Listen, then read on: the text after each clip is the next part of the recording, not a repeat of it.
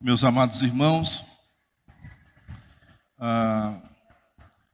alguns de vocês já ouviram o meu testemunho de conversão. Alguns de vocês já ouviram, conhecem, sabem como é que foi que Deus chegou na minha vida, como é que Deus chegou no meu coração. Em 1995, a minha esposa, Fátima, ela ganhou um prêmio de loteria. E esse prêmio de loteria, esse dinheiro, mudou radicalmente a nossa vida. Naquele momento, eu acreditei que aquele dinheiro nunca mais permitiria que eu tivesse problemas na vida. Eu acreditei que aquele dinheiro fosse a solução de todos os problemas da nossa vida. E não foi. Meus irmãos, eu sei o que é servir a Mamon. Eu sei o que é ficar escravo do dinheiro. E o quanto isso custa para a vida de uma pessoa. E hoje, eu confesso a vocês que eu fico assustado, fico perplexo, quando eu ouço as notícias dessas pessoas que estão sendo investigadas por corrupção, o quanto de dinheiro eles têm guardado fora do país. Centenas de milhares de dólares. Dinheiro que eles não gastariam numa existência, em uma vida, eles não gastariam. Muitas pessoas acreditam que o poder, o sucesso, o dinheiro são as coisas mais importantes da vida. E muitas dessas pessoas, e veja bem, muitas, eu estou dizendo todas, acabam negociando a sua integridade, negociando o seu caráter, em busca de holofote, em busca de sucesso, em busca de poder, em busca do dinheiro. Vendem princípios, vendem a ética, enfim, vendem tudo em busca do dinheiro. Meus irmãos, e é muito fácil nós falarmos dos corruptos, dos que estão na mídia, dos que estão nos telejornais, dos que estão na internet. É muito fácil apontar para eles e dizer, olha lá o bandido, olha lá o ladrão, olha lá o corrupto. Mas e nós? O que é que está no nosso coração? O que é que nós buscamos na vida? Qual o objetivo que nós temos em nossas vidas? Será o que nós temos feito tem edificado verdadeiramente de quem nós somos? Será que o nosso procedimento tem sido diferente do procedimento daquelas pessoas que nós apontamos o dedo? Porque Deus conhece o nosso coração. Deus conhece as nossas intenções. Outro dia, lendo um artigo, eu achei interessante o que foi escrito, porque o autor dizia que hoje o grande problema da igreja evangélica brasileira são os evangélicos. Claro que nem todos os evangélicos. E depois ele discorria porque ele acreditava que o grande problema da igreja evangélica brasileira são os evangélicos. Especialmente por causa do testemunho, das ações, das práticas. Eu creio que aqui todos se lembram quando, em 2005, foi feita a oração da propina. Se lembram disso? No escândalo do Mensalão, quando um grupo de corruptos, após receberem o dinheiro da propina, se reuniram para orar, para agradecer a Deus a propina. E depois de passado tanto tempo, hoje, mais uma vez, para a tristeza da igreja evangélica brasileira, Nós temos visto muitos evangélicos envolvidos em escândalos de corrupção. Homens que se dizem seguidores de Deus, seguidores de Cristo, envolvidos em todo tipo de escândalo. Mas a minha questão não são aqueles homens que estão na mídia, que se dizem evangélicos. Eles vão acertar contas com Deus. A grande questão somos nós. Nós que não estamos na mídia. Nós que não aparecemos nos telejornais. Mas nós precisamos dar o testemunho de que somos verdadeiramente servos de Cristo. O nosso comportamento tem que condizer com as nossas palavras. O nosso agir, o nosso falar tem que ser paralelo ao Evangelho de Deus. Nós precisamos nos lembrar que fomos chamados para ser testemunhas. Atos dos Apóstolos, capítulo 1, verso 8, está escrito: mas recebereis poder ao descer sobre vós o Espírito Santo, e sereis minhas testemunhas, tanto em Jerusalém, como em toda a Judéia e Samaria, e até os confins da terra. Jesus nos chamou para ser testemunhas, para dar testemunho. E não apenas nas palavras, mas especialmente em nossos atos, no nosso comportamento. E eu estou com uma sensação que beira a convicção de que nós, a igreja evangélica brasileira, está falhando no seu testemunho. Não todos, uma boa parte. Não todos, mas os que estão no holofote. E muitos que estão no anonimato. Essa noite, meu irmão, eu quero falar sobre esse tema. Testemunho. E o tema da nossa mensagem será uma menina de Deus que fez a diferença. Eu peço a você que abra a sua Bíblia no livro de 2 Reis, no capítulo 1. Nós vamos ler até o verso 16. Uma menina de Deus que fez a diferença. Vamos olhar para a história dessa menina, ver o seu testemunho, ver o que foi que aconteceu com a vida dessa garota. 2 Reis, capítulo 5, a partir do verso 1, por favor, acompanhe a leitura na sua Bíblia. Está escrito assim na palavra de Deus. Naamã, comandante do exército do rei da Síria, era grande homem diante do seu senhor e de muito conceito, porque por ele o Senhor dera a vitória à Síria. Era ele herói de guerra, porém leproso. Saíram tropas da Síria e da terra de Israel, levaram cativo uma menina que ficou ao serviço da mulher de Naamã. Disse ela à sua senhora: tomara o meu senhor estivesse diante do profeta que está em Samaria, ele o restauraria da sua lepra.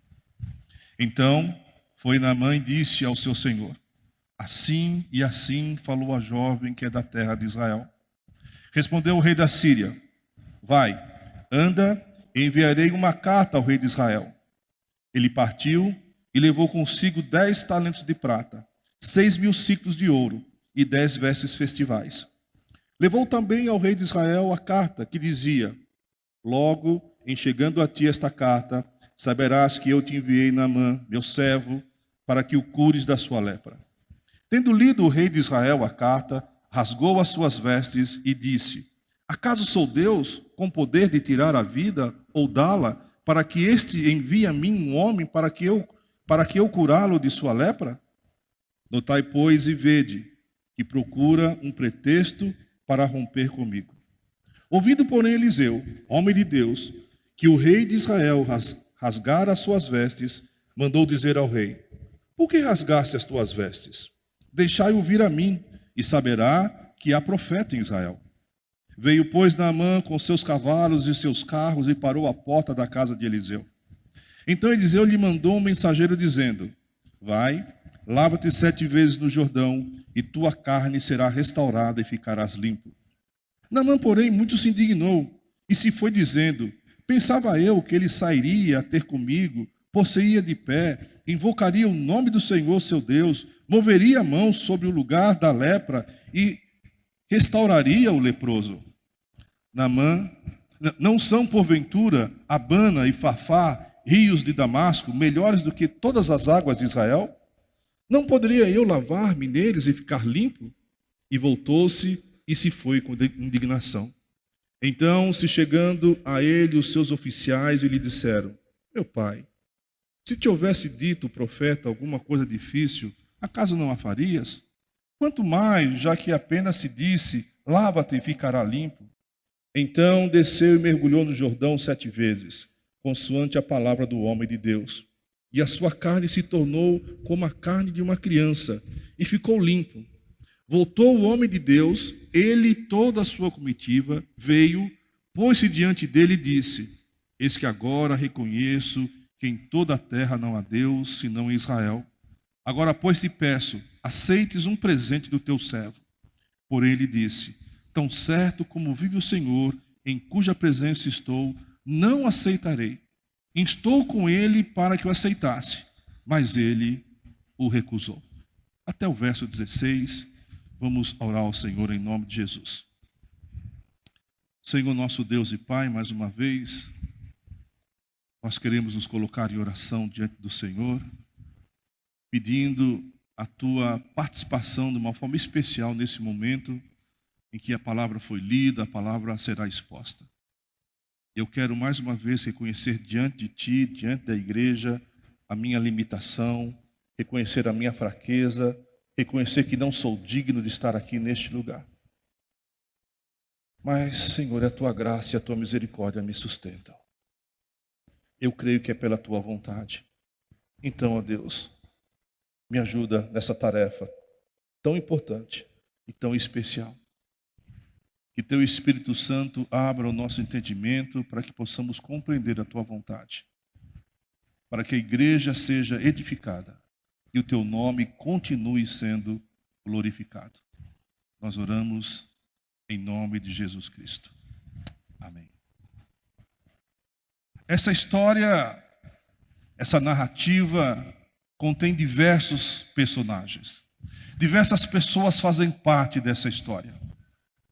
Mas esta noite eu quero me deter em especial em 4.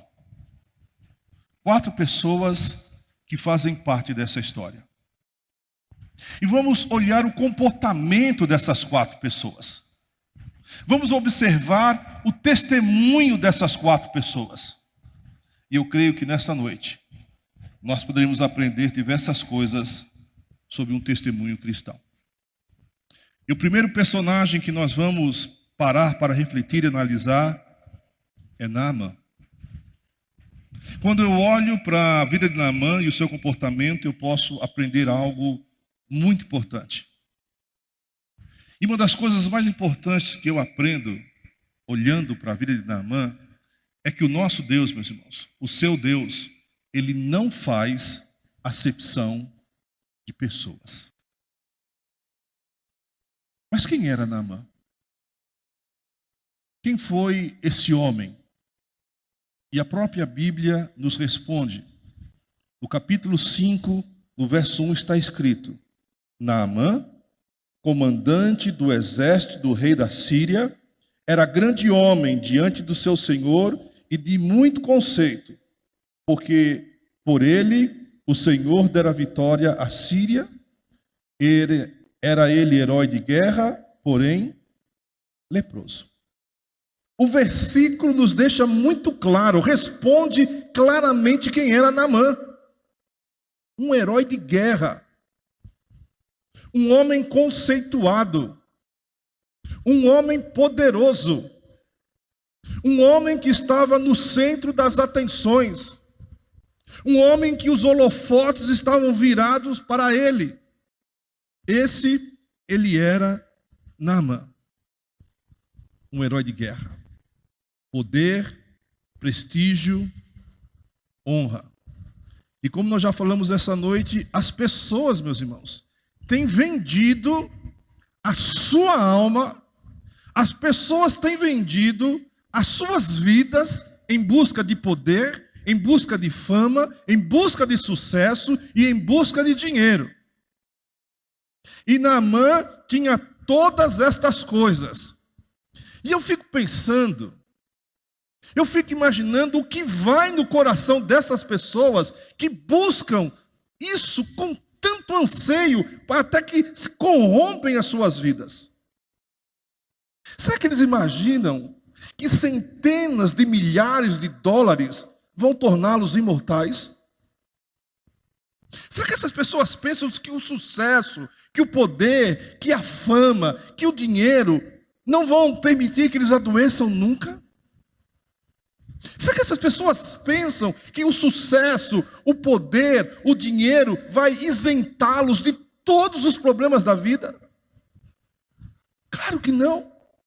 E nós temos acompanhado que essas pessoas que têm buscado esse dinheiro, esse poder dessa forma tão corrupta, tão terrível, essas pessoas que estão buscando o centro das atenções, eles estão no centro das atenções da polícia. Muitos já estão presos. E talvez outros irão. Mas eu tenho dito e repito agora, e nós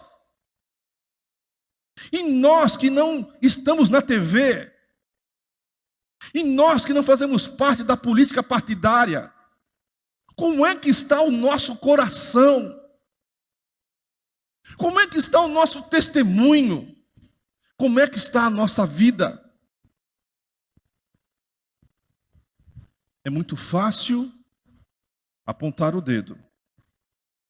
É muito fácil olhar o cisco que está no olho do irmão.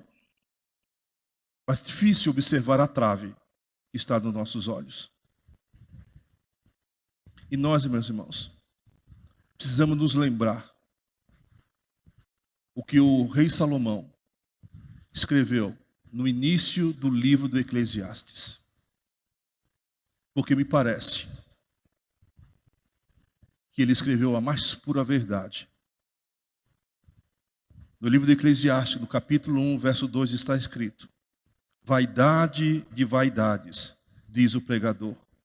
Vaidade de vaidades, tudo é vaidade. E se você parar para pensar, e se você parar para avaliar com sinceridade, nós vamos descobrir e chegar à conclusão que o rei Salomão estava profundamente correto. Vaidade, vaidade, tudo é vaidade. Meus irmãos, Naamã era homem poderoso, homem de prestígio, homem famoso, herói de guerra. Mas nada disso impediu Deus de tocar na vida daquele homem. O poder de Naamã, o heroísmo de Naamã, o sucesso de Naamã não impediu que Deus cumprisse o seu propósito na vida daquele homem. Quando Deus tem um propósito na vida de alguém, nada, absolutamente nada, pode impedir o propósito de Deus de se concluir, de se efetivar. Nada. Deus tinha um propósito na vida de Naamã. E o propósito de Deus na vida de Naamã era se revelar a Naamã. O propósito de Deus na vida de Naamã era se revelar como o único e verdadeiro Deus. E sabe o que foi que aconteceu? Segundo a Crônicas, capítulo 5, verso 15. Voltou ao homem de Deus, ele e toda a sua comitiva. Veio, pôs-se diante dele e disse: eis que agora reconheço que em toda a terra não há Deus senão em Israel. O propósito de Deus se cumpriu na vida de Naamã. O general do exército inimigo, o general do exército da Síria. Então Naamã reconhece que existia apenas um único e verdadeiro Deus. o Deus de Israel, o seu Deus, o nosso Deus, o Deus da igreja. Louvado seja Deus. Porque Deus queria se revelar ao coração de Naamã. Esse era o propósito. Mas, meus irmãos, existe um detalhe muito importante. O caminho que Deus encontrou para chegar no coração de Naamã. Eu disse para vocês há poucos instantes qual foi o caminho que Deus encontrou para chegar no meu coração. Ele tinha um propósito na minha vida, um propósito com a minha família, se revelar como o único e verdadeiro Deus. E ele achou o caminho, e ele achou o meio, e com Naamã não foi diferente. Um homem poderoso, um herói de guerra, um homem bem-sucedido, um homem famoso, mas o texto diz com todas as letras, porém, leproso.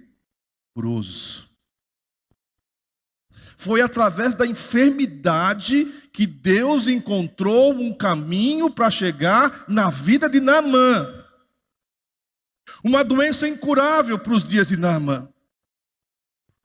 Uma doença que trazia vergonha para Naamã. Uma doença que ia isolá-lo da sociedade, ia isolá-lo da sua família. E muitas vezes, meus irmãos, Deus lança a mão de caminhos que são estranhos para nós, que são difíceis para nós, que são doloridos para nós, mas é o caminho que Deus escolhe para salvar vidas, para edificar vidas, para transformar vidas, para que vidas cresçam espiritualmente. Deus vai lançar mão de toda e qualquer estratégia para mudar a sua e a minha vida, se for necessário. Mas, meus irmãos, Naamã deu trabalho, viu? Naamã deu trabalho. A mensagem de Deus, através do profeta, foi: Naamã, vai até o Rio Jordão e se lava 7 vezes. Ele não queria. Ele queria fazer a vontade dele. Ele queria que fosse do jeito dele. Ele queria que fosse do agrado dele. Quantas vezes nós nos comportamos assim? Queremos que Deus faça conforme a nossa vontade. Queremos mudar a oração do Pai Nosso. Não é mais seja feita a sua vontade, mas Senhor, seja feita a minha vontade. Nos comportamos assim diante de Deus. Naamã deu trabalho para Deus. Mas, meus irmãos, Deus, quando predestina uma pessoa para a salvação, Deus, quando elege uma pessoa para a salvação, Ele elege a pessoa, predestina a pessoa e predestina os meios para aquela pessoa ser salva. Não escapa, não foge, não corre, não esperneia, porque no final é a vontade de Deus que vai prevalecer. Na nossa confissão de fé, o capítulo 3, que trata sobre os decretos de Deus, fala alguma coisa a esse respeito.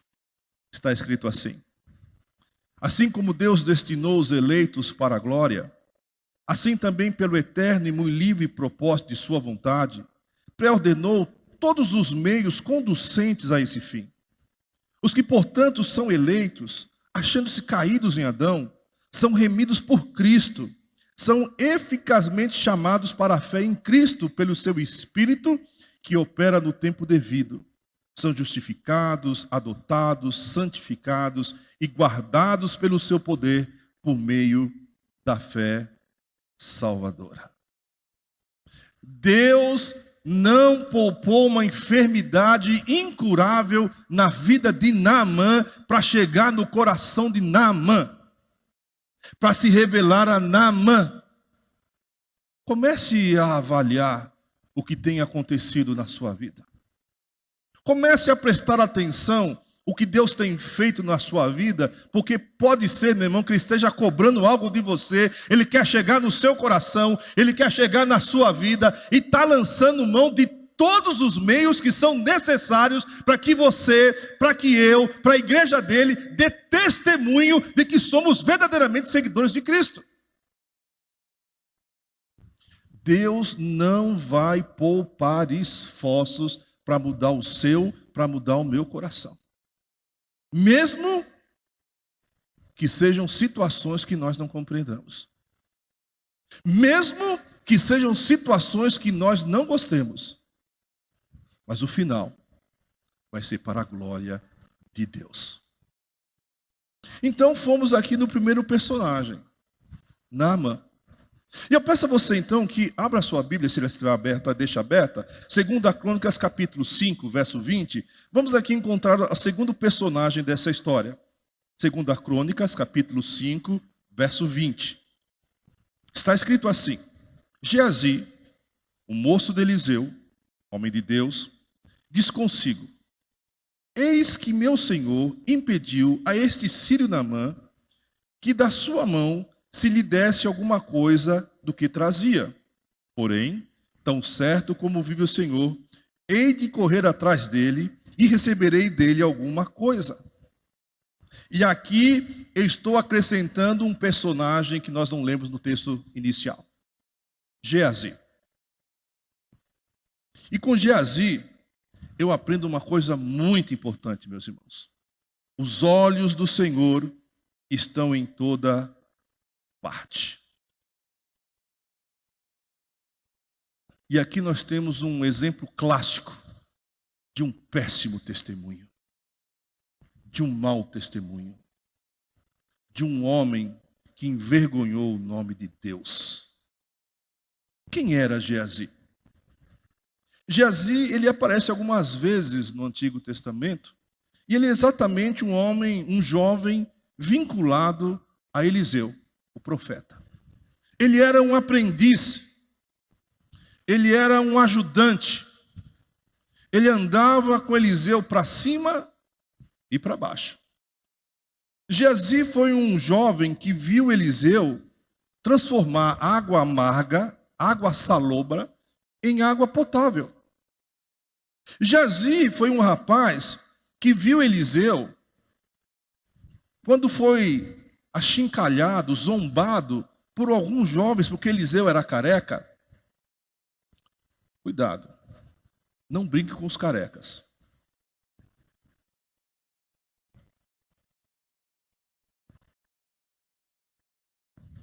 Ah, tá certo. Muito bem. Está aqui um recado. Pastor, o senhor está citando 2 Crônicas e a 2 Reis.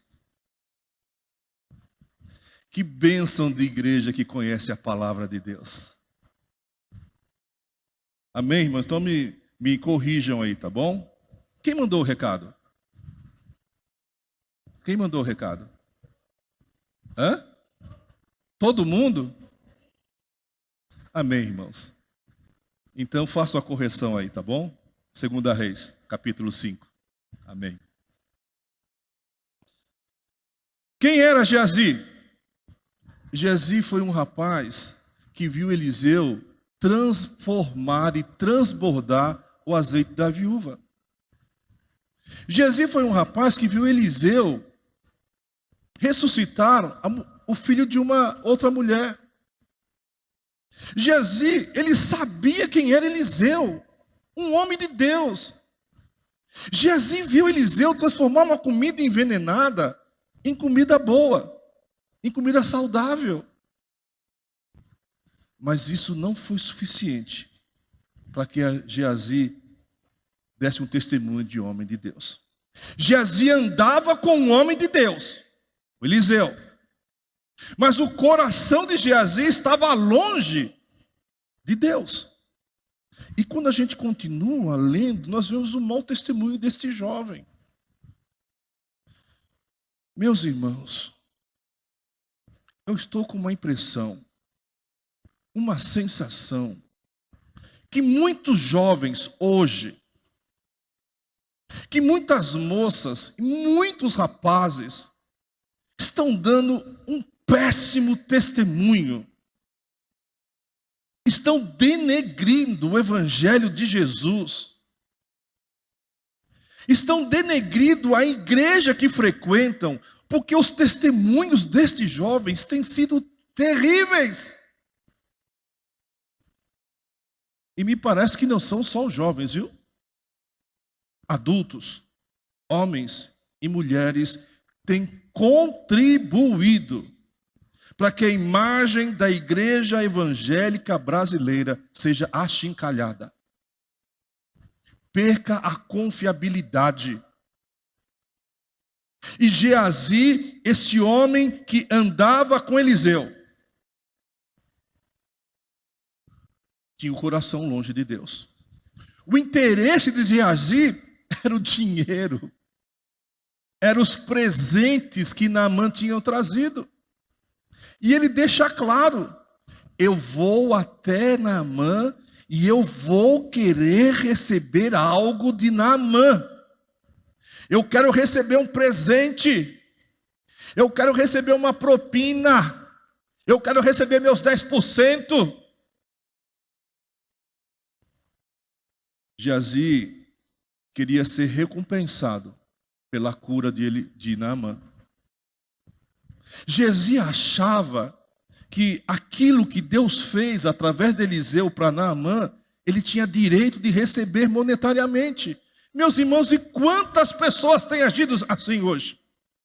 Líderes de igreja, pastores de igreja, as ovelhas da igreja, buscando unicamente o interesse próprio, o bem-estar próprio, o holofote, o sucesso, o poder. Geazi talvez pudesse ser membro da igreja do tempo de Isaías. Porque a igreja dos dias de Isaías foi reprovada por Deus. Se não vejamos, Isaías 29, está certo. Capítulo 13, verso 13, está escrito: porque o Senhor disse, porque este povo se aproxima de mim, e com a sua boca e com seus lábios me honra, mas o seu coração se afasta para longe de mim, e o seu temor para comigo consiste só em mandamentos de homens, em que foi instruído. Ai dos que querem esconder profundamente o seu propósito do Senhor, e fazem as suas obras às escuras, e dizem: quem nos vê? Quem nos conhece? Essa era a igreja dos dias de Isaías. Dava um péssimo testemunho. Eram de Deus apenas de boca. Eram de Deus apenas de retórica. E Deus dizendo: olha, o coração de vocês está longe de mim. Aqueles homens praticavam suas maldades, seus pecados escondidos. E quem vai nos ver? Quem está nos vendo? Ora, meus irmãos, que ingenuidade, que tolice, que imaturidade. Porque nós sabemos quem nos vê.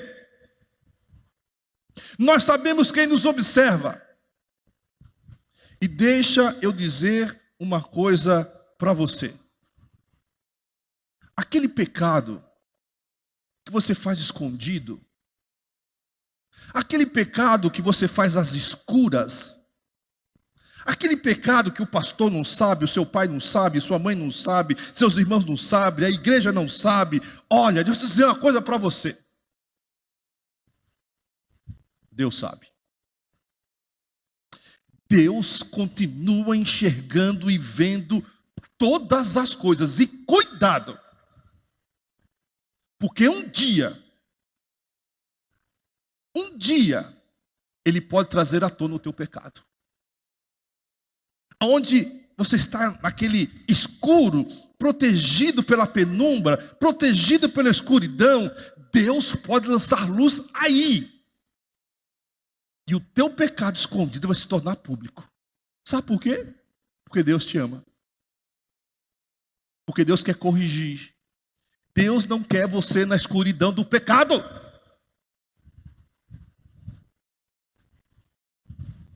Deus não mudou.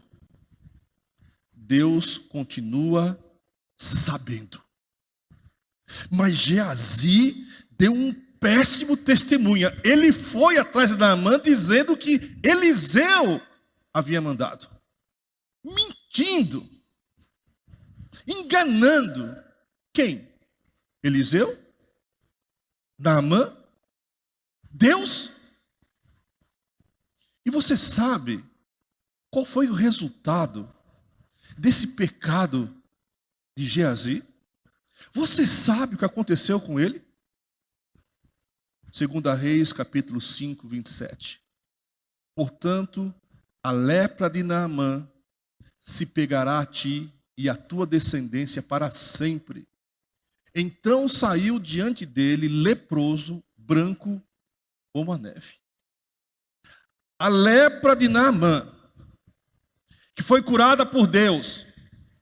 Naamã se revelou, Deus se revelou a Naamã.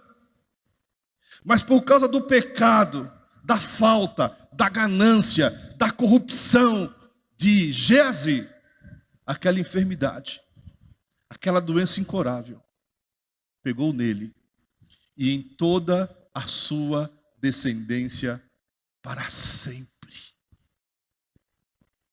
Meu irmão, o que aconteceu com o corpo de Geazi foi um reflexo do que já tinha acontecido na sua alma. A alma de Geazi já estava doente. A alma de Geazi já estava leprosa, contaminada. Meu Deus, quantos de nós, quantos que estão na igreja, têm sua alma contaminada? Tem sua alma leprosa. Geazi andava com um homem de Deus. Mas os testemunhos de Geazi foi de um homem, de um jovem, de um rapaz que andava longe de Deus. E lá se foi o nosso segundo personagem. Vamos ao terceiro personagem. Vamos falar de Eliseu. E com Eliseu nós aprendemos muitas coisas importantes. Especialmente aprendemos que Eliseu, ele foi um homem de Deus.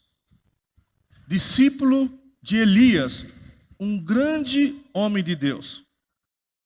Eliseu recebeu porção dobrada do espírito de Elias. Andou com Elias por 7, 8 anos. E foi um grande homem de Deus. Acredita-se, pela tradição judaica, que Esdras escreveu esse livro. Mas, meus irmãos, não importa quem escreveu o livro. Importa os testemunhos de Eliseu. E o próprio Eliseu se diz: eu sou profeta. Ele disse para o rei: olha, manda Naamã até a mim, que ele vai saber que aqui em Israel tem profeta. Eliseu foi um homem de Deus. Ele reconheceu que era um homem de Deus. A vida de Eliseu foi marcada por ações da vida de um homem de Deus. Eu narrei alguns milagres poderosos que Eliseu operou. Mas, meus irmãos, não era um milagre que contava. Mas o que contava é que o comportamento de Eliseu era condescendente, era digno da sua fé. O que Eliseu pregava, o que Eliseu ensinava, ele fazia. E você sabe muito bem que um profeta não era benquisto. As pessoas não gostavam do profeta. O profeta, ele denunciava o pecado das pessoas. O profeta confrontava as pessoas com o seu pecado. O profeta não era um homem popular. Mas Eliseu foi um homem que entregou toda a sua vida a Deus. Não foi parcialmente. Não foi uma parte da vida. Mas foi totalmente, integralmente. Eliseu foi um homem de Deus. Um homem de oração. Um homem de vida abnegada. Um homem compromissado com Deus. E se eu, e se você quer ser um homem de Deus, uma mulher de Deus, tenhamos uma vida de oração, uma vida abnegada, uma vida comprometida com Deus. Porque as pessoas estão nos observando. As pessoas lá no seu trabalho te observam. Os seus parentes te observam. Os seus amigos na rua te observam. E não apenas o que você fala, mas especialmente o que você diz. O que você faz? Eliseu foi um homem comprometido com Deus. Olha só que coisa interessante. Parece algo simples, mas que denota o caráter de Eliseu. Voltou o homem de Deus, ele e toda a sua comitiva, veio, pôs-se diante dele e disse: eis que agora reconheço que em toda a terra não há Deus senão em Israel. Agora, pois, te peço, aceites um presente do teu servo. Porém, ele disse: tão certo como vive o Senhor, em cuja presença estou, não o aceitarei. Estou com ele para que o aceitasse, mas ele o recusou. Naamã queria dar um presentinho para Eliseu. Olha, Eliseu, você me curou. Está aqui, ó, um presente para você. Forma de gratidão, forma de reconhecer que não quero. Eu não aceito. Eu não recebo. Parece uma coisa tão pequena, mas tão significativa, irmãos, que denota o caráter do homem de Deus. Porque quando nós somos fiéis nas pequenas coisas, nós seremos fiéis também nas grandes coisas, meus irmãos. Você conhece o caráter de uma pessoa nas pequenas coisas. Porque quem aceita um pequeno suborno, vai aceitar um grande suborno também. Quem se corrompe nas pequenas coisas, se corromperá nas grandes coisas também. E Eliseu não se corrompeu, nem nas pequenas e nem nas grandes coisas, porque ele dá um testemunho que era um homem de Deus, um profeta do Senhor. E nós estamos sendo convocados, estamos sendo chamados, desafiados para darmos testemunhos que somos servos do Senhor.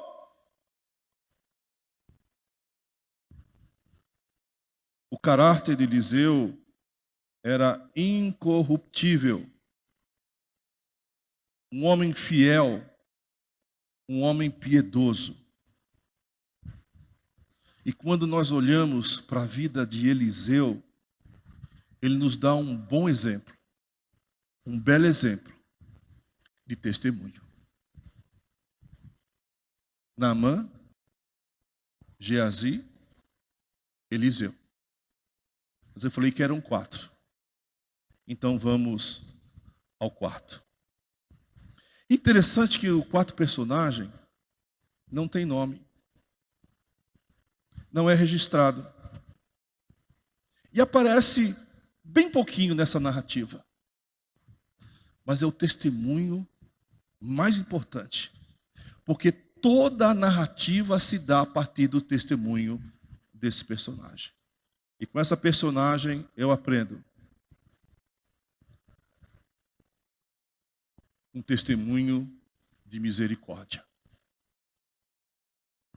Está escrito assim na palavra de Deus: saíram tropas da Síria e da terra de Israel, levaram cativo uma menina que ficou ao serviço da mulher de Naamã. Disse ela à sua senhora: tomara o meu senhor estivesse diante do profeta que está em Samaria, ele o restauraria de sua lepra. É só nesse momento que esta jovem, uma menina, que o nome não é registrado, ela é citada apenas nesse momento. E depois, em nenhum momento, ela é citada novamente. Acredita-se que essa menina teria no máximo de 14 a 15 anos. Uma adolescente da UPA. Uma menina que foi arrancada da sua família. Uma menina que foi arrancada do seu país.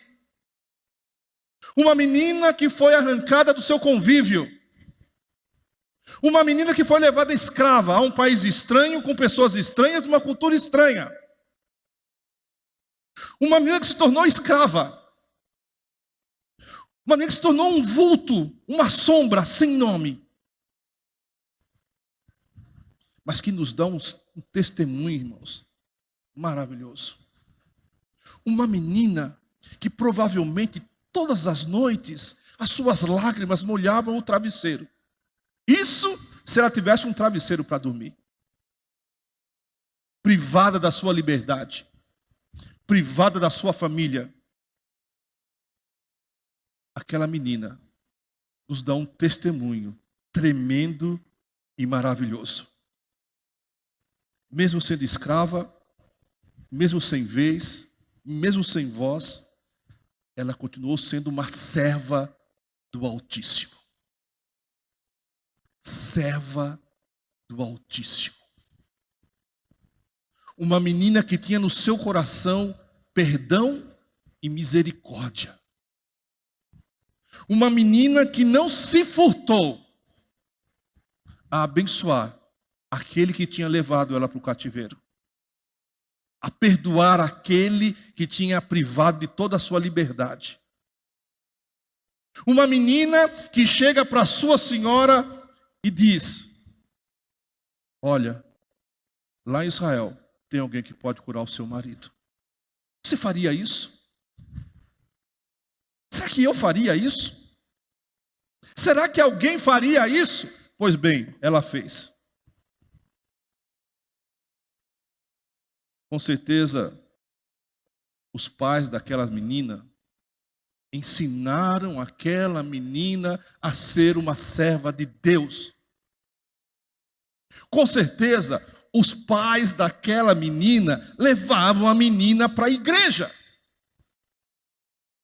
Com certeza, os pais daquela menina levavam a menina para a escola bíblica. Com certeza, os pais daquela menina ensinavam a menina em casa. Liam a palavra de Deus, faziam o devocional com a menina, faziam o culto doméstico com a menina. Com certeza, os pais daquela menina levavam a sério o que diz a palavra de Deus. Essas palavras que hoje te ordeno estarão no teu coração. Tu as inculcarás a teus filhos, e delas falarás assentado em tua casa e andando pelo caminho, ao deitar-te e ao levantar-te. Deuteronômio capítulo 6, versos 6 e verso 7.